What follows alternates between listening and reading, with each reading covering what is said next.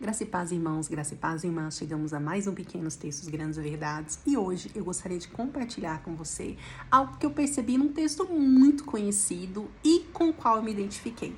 E aí eu quero começar uma pergunta para você. O que você teme? Qual é o seu temor hoje? Esse temor, esse medo te impede de caminhar? Esse temor e esse medo te impede de atravessar o mar quando é preciso? Esse temor e esse medo te impede de se relacionar com Cristo? Você vai entender quando eu ler esse texto. Nós vamos ler então Marcos 4, de 38 a 41, que diz o seguinte: Jesus dormia na parte de trás do barco com a cabeça numa almofada. Os discípulos o acordaram clamando: Mestre, vamos morrer. O Senhor não se importa? Jesus despertou, repreendeu o vento e disse ao mar: Silêncio, aquiete-se. De repente o vento parou e houve grande calmaria. Então Jesus lhe perguntou: Por que estão com medo? Ainda não têm fé? Apavorados, os discípulos diziam uns aos outros: Quem é este homem? Até o vento e o mar lhe obedecem.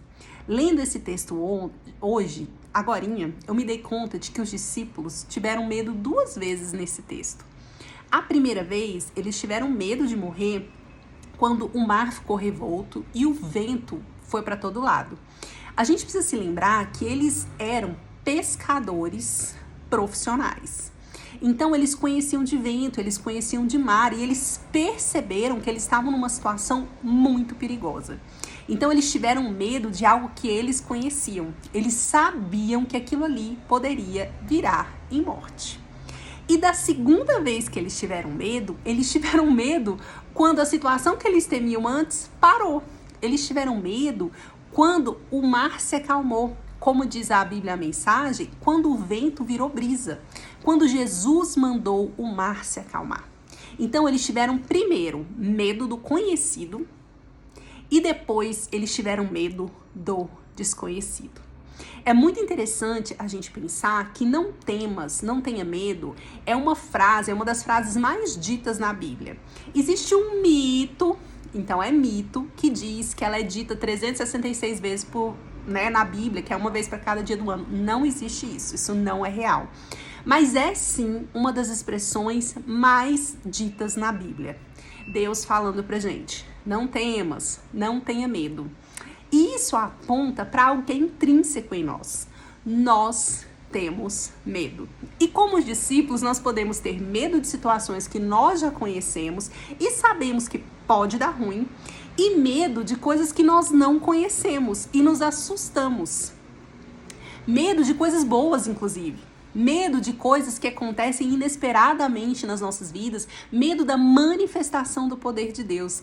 Lembre-se, quando Deus queria falar com o povo no Monte Sinai, ele não queria só falar com Moisés, mas o povo teve medo da presença do Senhor.